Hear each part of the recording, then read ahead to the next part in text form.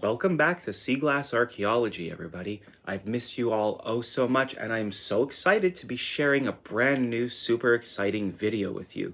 Here I am, it's the beginning of June, and I'm tethered to my sea glass shanty, but that's okay because I'm meeting some awesome people from all over the world. Before my shop opened every single day of the week, I got out on the last day of May and I had one awesome beachcombing adventure, but I didn't know that I was going to be having that adventure until it started. So here we go, everybody. Here's my last day, my ode to Ferris Bueller's Day Off. We're going to call it Mike the Beachcomber's Day Off. So I've only walked about 40 or 50 feet here, and already I'm coming across some really nice pieces of sea glass that are really well aged and some rare colors as well. There's a piece from an insulator in here and a few nice blues. So what I'm going to do, which I haven't done in the longest time, mostly because I don't have the time to edit videos together, is I'm going to turn this camera around and I'm going to film it live, and hopefully we're going to make a great discovery right now. Here we are, everyone. You can see that there's a nice little stretch of pebbles right at the low tide mark. And then where the high tide mark is, oh, somebody was here a long time ago. You can see there's a footprint at the high tide mark, but you can see that the rocks all push up.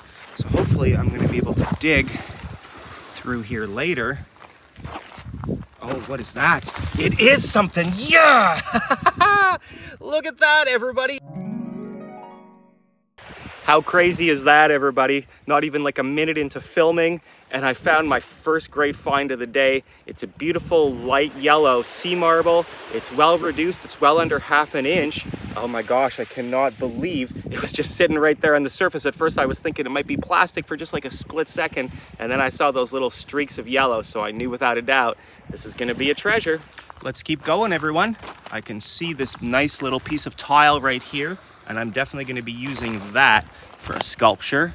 And then there's another nice piece of green, probably from a wine bottle. Take a look right over here, everybody. It's a piece of red, but it's actually a piece of plastic. I know that without a doubt. I find a lot of plastic out here, but that's okay because my art is all made from recycled materials, and pieces of red in any color are always a bonus. And then take a look at this right over here, everybody. You can see that it's a huge piece of timber, and it's deeply buried underneath all of this seaweed, all of this kelp that pushed ashore. It's probably going to be here all summer. And then you can see right next to it, it looks like it's a mud flap from a vehicle, and there's no way we're getting that out because it is really embedded into all of this seaweed. There's a nice piece of brown, and there's a piece of aqua, another brown, and some aluminum.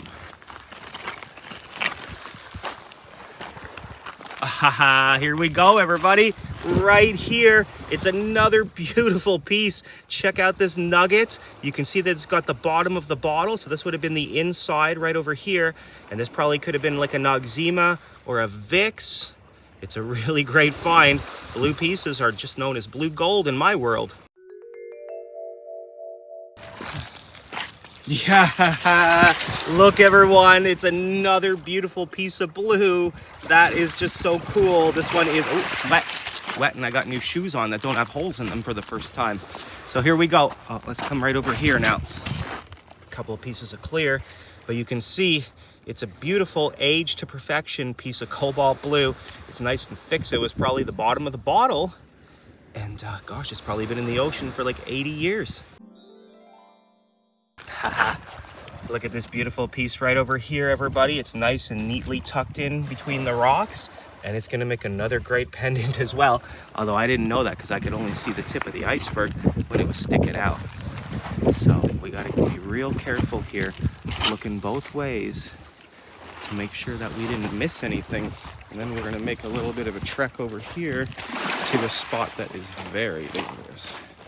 But let's check right here. Look at that, just sitting right on the surface, aged to perfection. That's a perfect 10.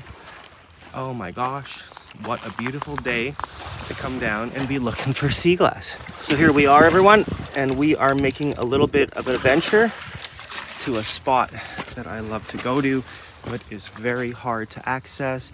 And if you don't know where you're going, you might never be found ever again. I shouldn't be filming this, but I gotta climb some armor rock, and the armor rock's pretty darn slippery. So here we are, a place that I can almost never get to, but It's downwind from the old scrap cove. So sometimes you can find some great sea glass. Whew. So hopefully today is no exception to that rule. And we can see there's a few nice pieces of green on the top. They're definitely not as big as the ones we were finding previously. That one's a little bit bigger. So let's keep this hunt going. There's still a few good pieces around here, everybody. You can see those aren't the nicest age, but they're large, so they'll be good for crafts. But I'm running out of space to go digging and to go picking, so it's gonna be time for me to turn around. You can see, I definitely don't want to be picking in these nice rocks right over here because there's some dangerous cliffs right over there that could easily fall on me. And until you've been here when they fall, you really don't know how dangerous they are. But I can see one. No, I'm not going to get that piece. It's not worth it, everyone. So let's go right to the end. A few nice pieces, really well aged stuff. But unfortunately, oh, look at this. Oh my gosh, everybody. I'm just walking and I'm not even looking. I'm gonna take a look at this huge pile that just came off of the shoreline and then look straight up right over here. How dangerous is that? And you can see that it just came right out of this spot right here and plopped down on the shoreline. This actually might have plopped down in the last hour or two because the tide is low, and when tide is high, it pushes all the way to the top. So this is as fresh as it comes. And it definitely tells me this is the end of my little trip. Now take a look at this bright find right over here, everyone. I've got a really good feeling that this is uranium glass, and this is gonna fluoresce under the spectrum of a black light. So we're gonna find out later on when I get home. I'm gonna put it in the bag right now because I can see another beautiful piece right over here, and it looks like it's aged to perfection. Wah, wah. It's got a little bit of a chip in it, but it's been really well aged. It's probably the bottom of a bottle. I'm very happy to be bringing it home, broken or not. All that time I was talking, I took a picture of the beautiful piece that might be uranium glass, and then I looked down and there's a large chunky piece of clear. It actually might be lead crystal as well. Lead crystal is typically darker because of the lead content, and it's usually thicker, it's something like this. So it's another great find, and sometimes it just shows me I gotta stop looking through that viewfinder. It's definitely the hottest day of the year, everybody, so far. So take a look at my beautiful find. Oh, you can see that there's a fishing boat right behind me. So take a look at my beautiful find. It's a little bit of a portion of a melt glass and cobalt blue sea marble, and it's got a nice little wave fragment on it. And then when I flip it over to show you what the center looks like, it's almost like a beautiful flower. It's a great find. I've been doing a lot of kicking. I'm sure you can tell that I'm really hot right now. But the good news is I'm about to leave the beach and go to my next spot. And I've got a respectable amount of sea glass and some wonderful finds in here. So it's all worth my while. And I'm so happy I get to share this last day before my season starts with all of you.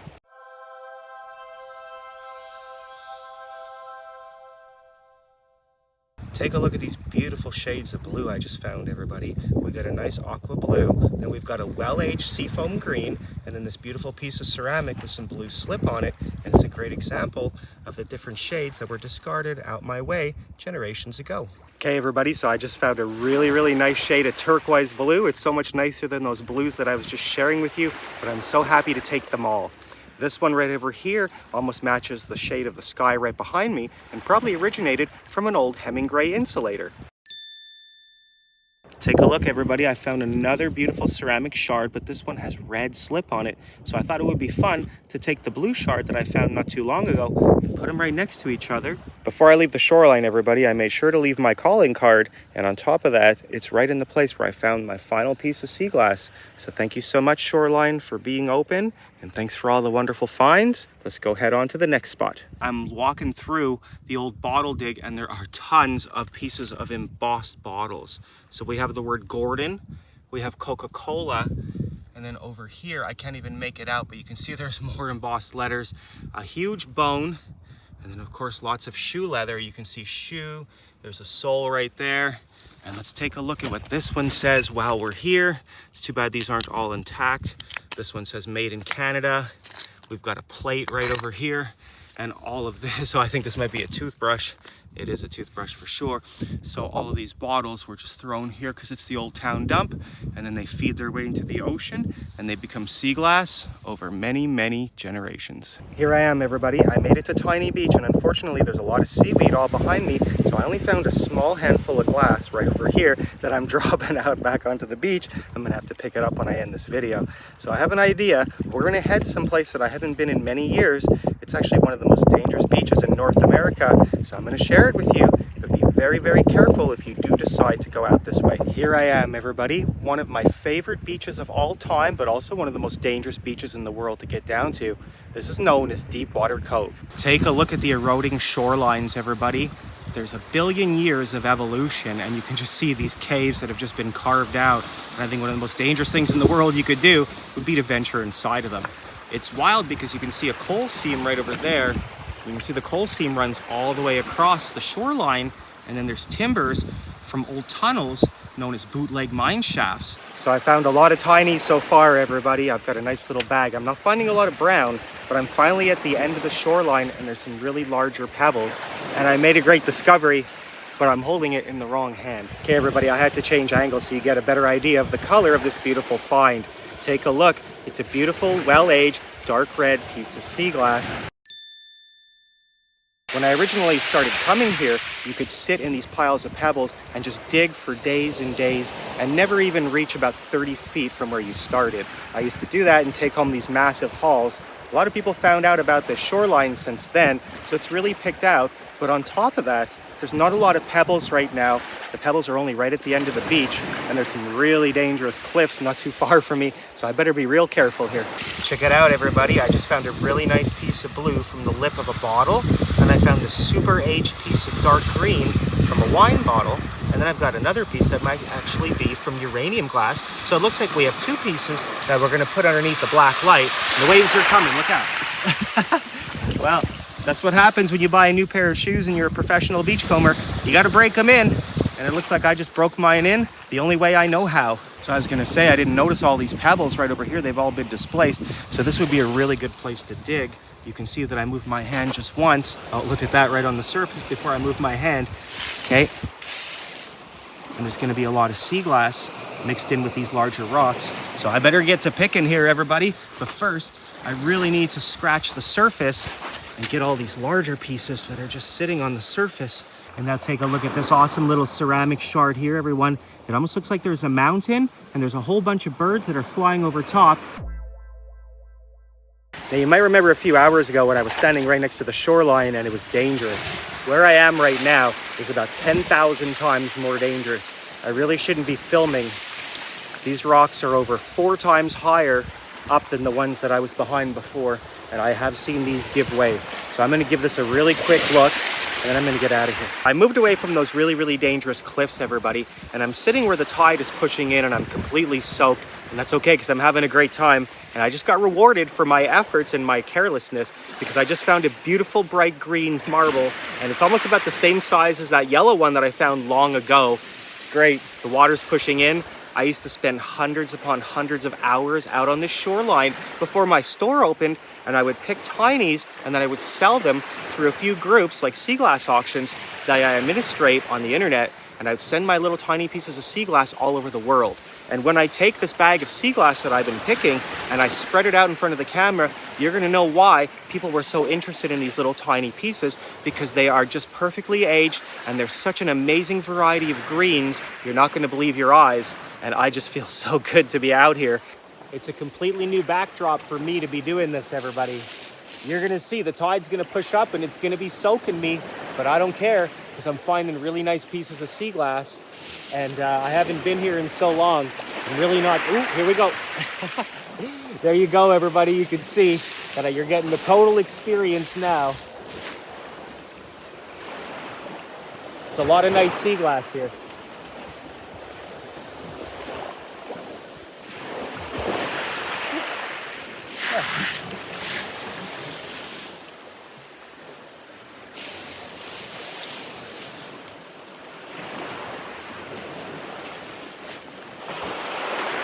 Ooh, let's move this. So So that proved to be a really bad idea. Everybody trying to put my camera right there.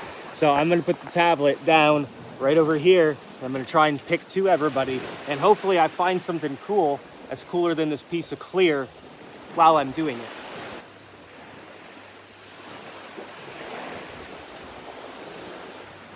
it. A lot of bugs in my hair, everybody, but there's also a lot of sea glass on the ground, and it's just wild because there's almost, oh, here we go. Nice piece of blue right over here.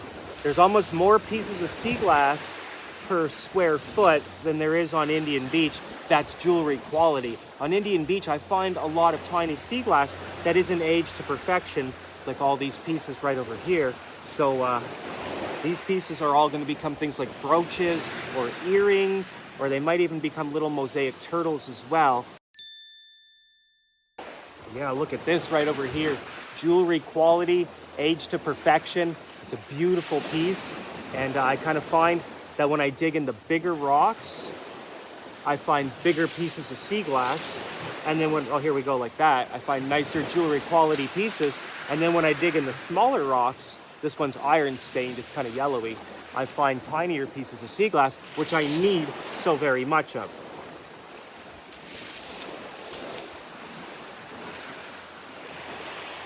Oh, another beautiful piece right over here, everybody. It's a really, really soft shade of green. You can see it, and it's aged to perfection, and I'm losing it. I don't think it's uranium glass, everybody, but it's gonna make a nice piece on a bracelet or maybe even earrings. So I just made a long walk up and down where the high tide is pushing up, and I'm glad that I stood up because I made a few finds that I'm gonna share with you.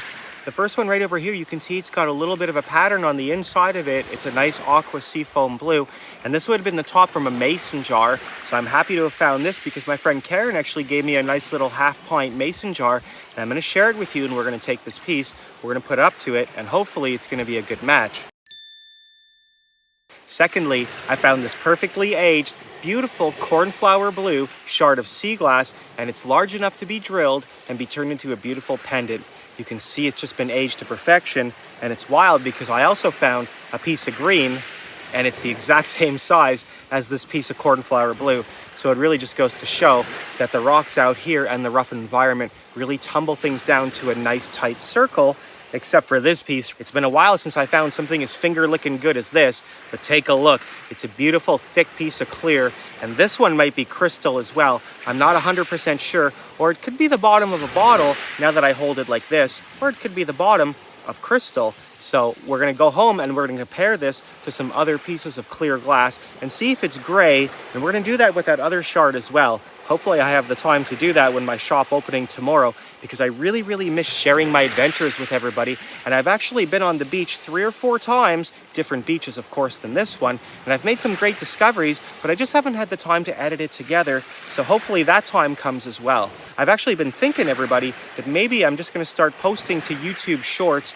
so I can share all my finds with you throughout the summer, and even share how my days are going as well, because I really love connecting with everybody and staying connected, and it's been really hard to stay connected during these past 2 tourist seasons. So hopefully I can make a change, make some short videos, and then I can share my love and share life with all of you, all of my friends from around the world.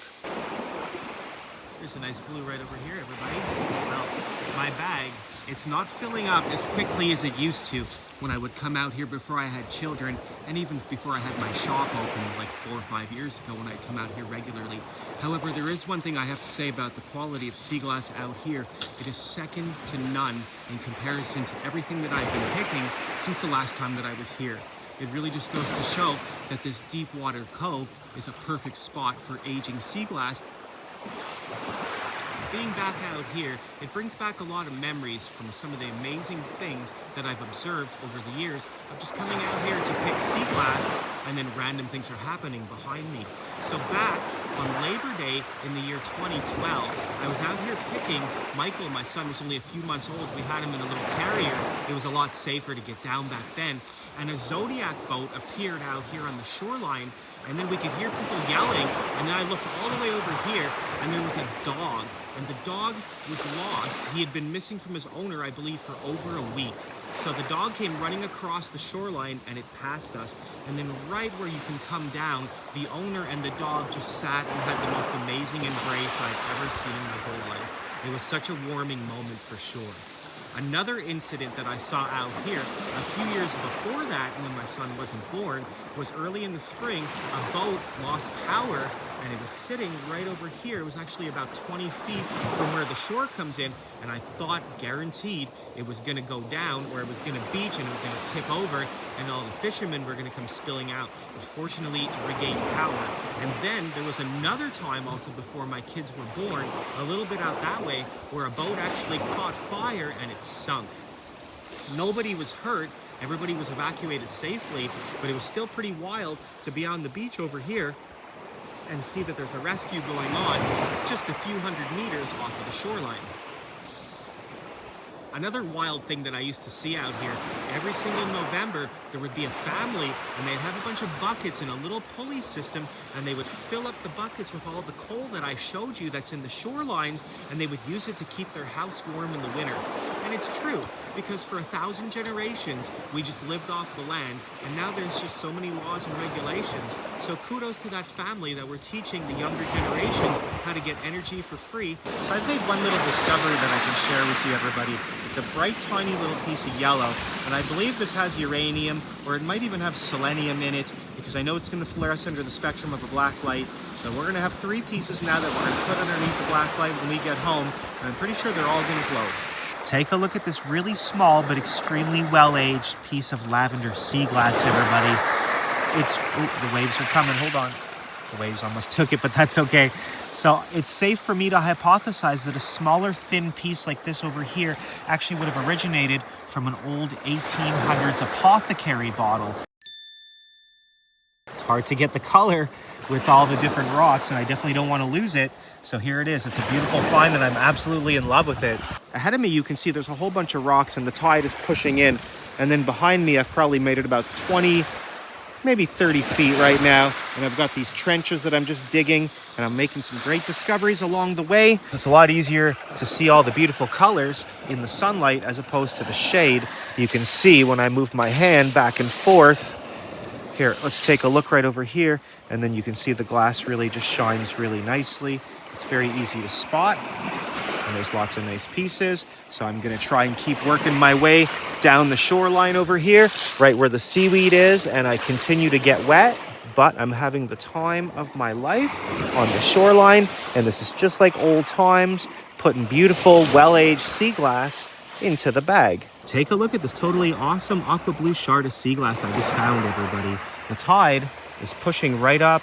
There's not a lot of place for me to dig, but I'm still making some great discoveries. And I really believe that this piece right over here originated from a late 1800s medicine bottle.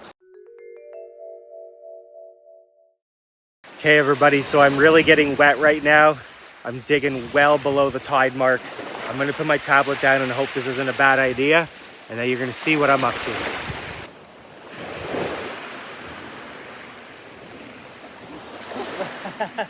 Come on. It's not all surf, sand, and seagulls in my life as a professional beachcomber. I get really wet, and I spend a lot of time on my knees picking through these tinies. The tide's coming, so I'm not going to turn my back on the ocean. It's just like having children.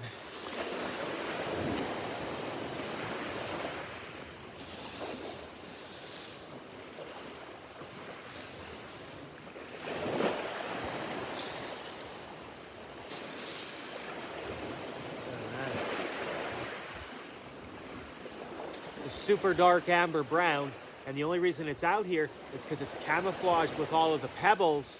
People don't see it as easily as they see a clear or a green or a blue. I'll take every piece I can find.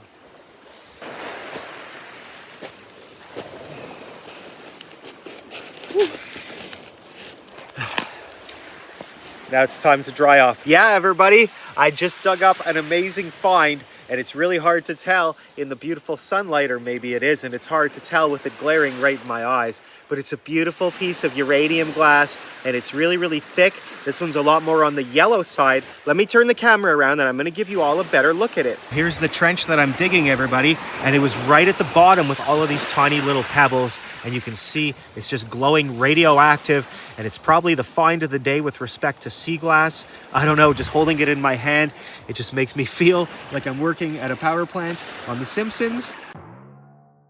And then I found this other cool piece over here, and there's a lot of great finds, but this tide is really pushing me out, and it's pushing me up to where the rocks are a little bit too big to dig through and to find great pieces like this awesome one.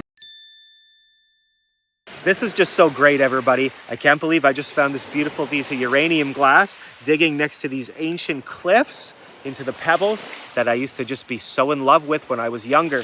But now that I'm looking, actually, I'm a little bit too close to these rocks behind me, so I'm gonna move right now. I just wanted to share this absolutely amazing marvel of nature and randomness over here, everybody, that I'm encountering. So the dangerous cliffs are, of course, right on top of me, but you can see the coal seam, and then one of the largest pieces of driftwood I've seen in years. And then right behind it, we can see that the tide pushes so far up that there's hundreds of millions of years of evolution that's just crumbling down into the shoreline a little bit at a time. And it's just created one of the most unreal caves I've ever seen. You couldn't pay me $1 million to go underneath it. I definitely just wanted to share it with you, but mostly I just wanted to share this beautiful piece of driftwood.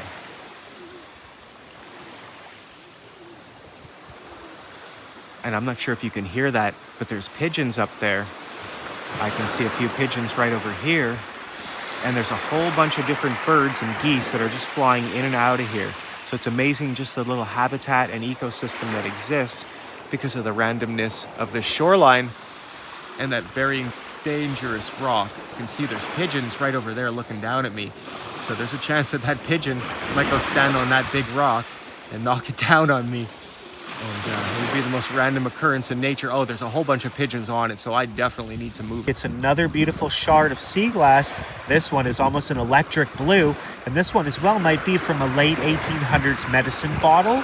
Maybe I have, the water is coming. Like I said, everyone, the waves do not want me to be here. The ocean has said, I picked enough beautiful sea glass. It's time for me to go home. It's time to leave those beautiful pigeons to have their nap, get to bed, and I'll tell you, I'm getting a little bit tired as well. Take a look at this right over here, everybody. You can see that the force of the ocean actually pushed a whole bunch of boulders, some of them I couldn't even lift, into this little crevice that was created in this coal seam, and then it pushes timbers into there, and sometimes these cliffs just give away with the utmost of ease. And even standing in a place like this, it's just wild to think that sometime in the near future, this is all going to collapse, and it's going to change the whole geological formation and the whole area and the layout. And there's houses that are right above there.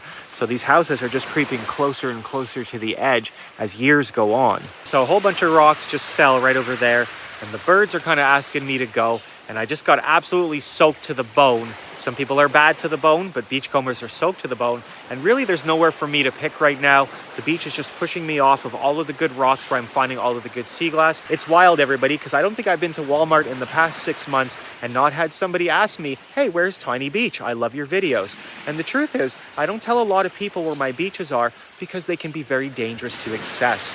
None so more than this place right over here. It's wild because I remember when I used to tell people about where my beaches were, and one time I took somebody out here, and in the middle of November she fell and she broke her jaw right over there where it's very slippery. And I'm pretty sure some rocks just fell over there as well.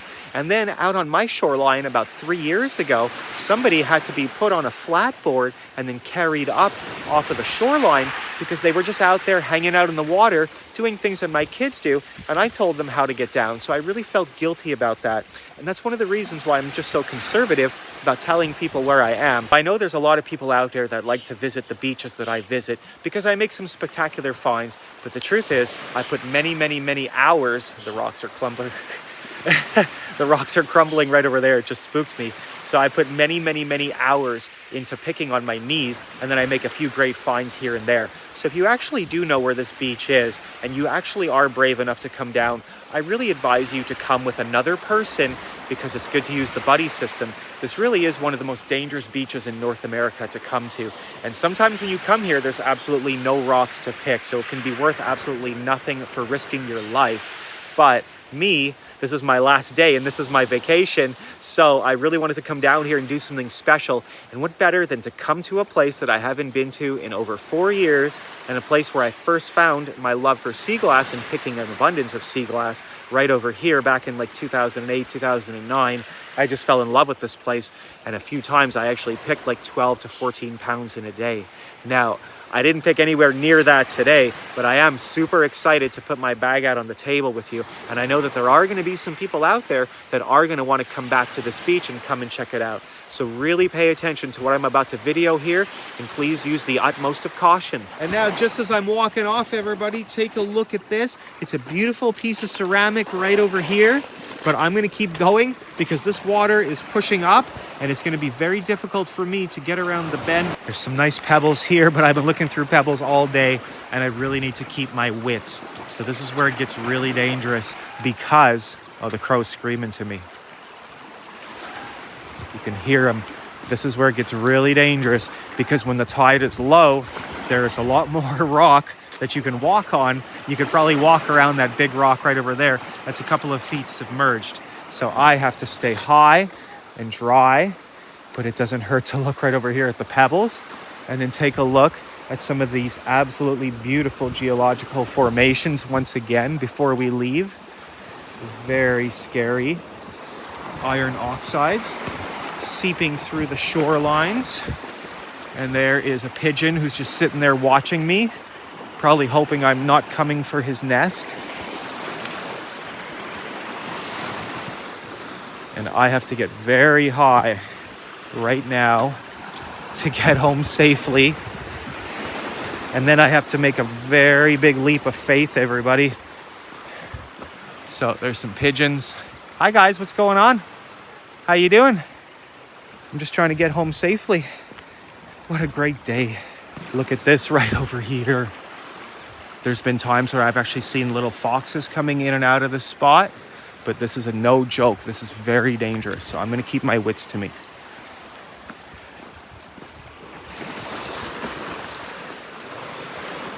You can see there's an actual nest all the way up top right over there. Oh, wow. There's babies in there. Look at that, everyone. There's actually babies in there right now, and they look like they're hungry. You can see they're looking for food. I don't know what kind of a bird is up there, but I'm gonna get out of here right now. The water is still coming right at me. Like I said, this place is no joke. I am 4 feet away from being buried and never seeing my family ever again. And this isn't even the hardest part of getting back up, everyone. Whew. So here we go. I'm almost around the corner, which is good, but it's been a couple of minutes. Oh my gosh, it's still so scary. And I'll tell you, everybody, which really blew me away. But take a look at this over here. I mean, look how dangerous and scary this is. Now, I hope you're not watching this video, but when I first got here, there was a couple and they were just sitting here chilling out, relaxing, eating a Mr. Freezy. And I'm just thinking they could have just disappeared so easily right here. But luckily, they made it out. So we made it around the bend, everybody, and now there's about a 5.5 to 6 foot rappel up these rocks right over here, but it changes all the time, and this is what makes it so dangerous as well, because these rocks are extremely sharp, and when you put your foot on it and you put some weight on it, it can just give away and then you just cut your leg as you're falling down. So this is no joke. This really is one of the most dangerous places in North America to come look for sea glass. So if you are going to come out here, please exercise the most extreme caution. Make sure you're protected. Usually make sure you have a friend as well. And I know some of you out there might be thinking, hey Mike, you don't have a friend with you today either, but that's okay because I'm a professional. This is what I do for a living, right? So I've made it up the cliff, but that was no joke. Maybe I should actually have somebody with me right now because it's a long way to the top if you want to rock and roll and pick sea glass out on 11th Street. So I still have to do a little bit of a steady climb to just take in this beautiful area. It's just spectacular. Let me turn this camera around and give you a nice little view of what I'm looking at.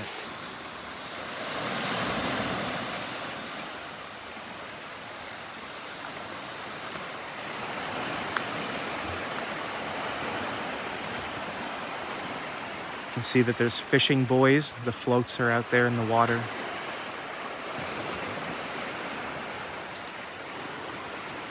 Birds of all types are using this as a safe place to live raise their family, and I don't blame them. Okay, everyone, it's a nice little view. Now let's get up here as safe as we can. You can't catch me because I'm the sea glass man. Let's make it happen. Whew.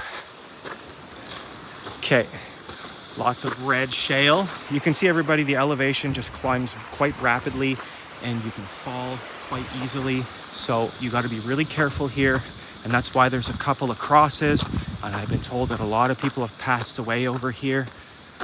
It's been a community for well over a century and a half, coming up on 200 years. And it's founded on coal mining. The path is nice and safe, everybody, but only a few feet away is impending doom. You can see, oh look, there's the bird. Oh my gosh, I just disturbed that bird in the nest and I feel terrible about that. I'm just trying to make a nice little video and share my wonderful day off. But take a look at this little community known as the Hub. Some of the homes around here were built 180 years ago. And right up top over here, I believe, is the old Minister House. There used to be a church. There used to be so many amazing buildings out here. But unfortunately, as time goes on, they just need to be torn down. Like you can see this house here, it's only half a company house. Where across the street, it's a little bit worn down. Probably needs some new siding, but I'm sure the happiest people in the world live in that house. And they love living right here. Well, here I am, everybody, and I want to do the weigh-in, but unfortunately, my scale, which I bought 15 years ago, the battery has finally died. So you're going to have to take my word when I tell you that this bag right over here from Deepwater Cove weighs about 810 grams. And that's pretty good for 3 hours, including the fact that I was filming. And then this is what I picked from my shoreline. And this one here was a little under 400 grams, but I have to say a lot of the weight came from these big pieces of tile that I'm going to use on my sculptures. So now it's going to get really fun, and we're going to take these bags and we're going to put them out on this tray. I've already separated out some of the larger pieces that I'm going to be using for jewelry, and I did take a bit of the blue as well because I had to make some craft. But here we go, everyone. Take a look at this beautiful assortment. Although a lot of these are green, there's not that many clears, but you can really see how well aged the majority here, as I say well aged, I can see that there's some rougher pieces here, but you can really see how well aged and the diversity of all of the green shades and how perfect these pieces are. I didn't even realize that this beautiful piece of the lip right over here, when I flip it over, it almost looks like a perfect heart. So that's just fantastic. And you can see that these pieces right over here are just so well aged and they're just jewelry quality. And now what we're going to do is I'm going to take this black light and we're going to see without a doubt we have some beautiful uranium glass. And let's see if any of these other larger pieces are going to fluoresce under the spectrum. Without a doubt, this tiny, tiny little piece of yellow right over here is fluorescing. Now let's do the rest of this. I really thought there was going to be more uranium glass in here, everybody, so I'm going to have to take a better look, but I'm not going to look through the viewfinder this time. This time I'm actually going to look using my eyeballs. Oh. Take a look right over here, everybody. There's another beautiful piece of uranium glass, and that's wild because I've already put the light on it a few times and that one eluded me, and here's another beautiful piece. So this is what I was talking about, everybody, when I said there was going to be an amazing rainbow of greens that people all over the world just couldn't get enough of. I took out 101 shades of tiny greens and I arranged this nice little rainbow happy face just to give everybody a great idea of the variety of green that I find out there. And this is a really, really good indication that we're picking on a pre-World War I or World War II site, because all these greens just come from different varieties of alcohol or wine bottles. And these are not the type of colors that you would expect to see on a public beach where somebody would throw a blanket down, have a nice picnic, and be drinking a Coca-Cola, 7-Up, or even a root beer, maybe even an actual beer in a brown bottle. I love this little piece right over here next to the uranium. This one has a little category all by itself right over here. Same with the uranium glass, everybody.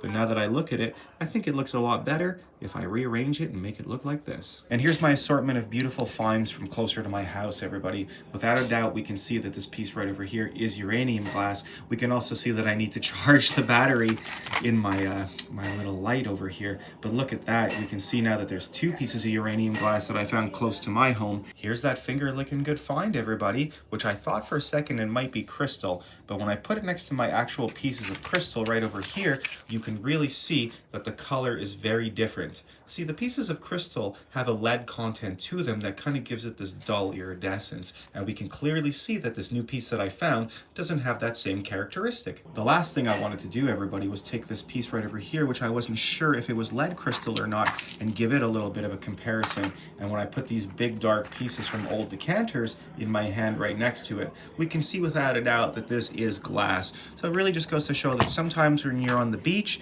and the light is a little bit different, you can be confused by what you're seeing. But once again, there were some spectacular, well-aged finds, and I'm just so happy that I was able to get out to the shoreline and have such a diverse day and go to so many spots, and I got to share it with everyone. So there she is, everybody. That's where we were. We were down there picking sea glass a few minutes ago, and it's wild to think that you could drive a car back down there about 40 years ago. This has been a perfect day off for Mike the Beachcomber, and I'm so glad I got to take everybody on the road with me. What a great day. I'm not sure where my life's going to take me next, but I know I'm going to be putting a lot of time in at the shop. So if you're coming down to Cape Breton Island and Sydney this summer, I would love to meet you and see you. Thank you all so much for all of the love, the support. I've missed sharing with you so much. Hopefully I can get all my videos edited up and share them with you, and maybe I can start doing some shorts in the summer, and then I can stay connected with all of my friends from around the world. Take a look. There's the hub. That's where we were. The scene of a wonderful afternoon, everybody. Take care.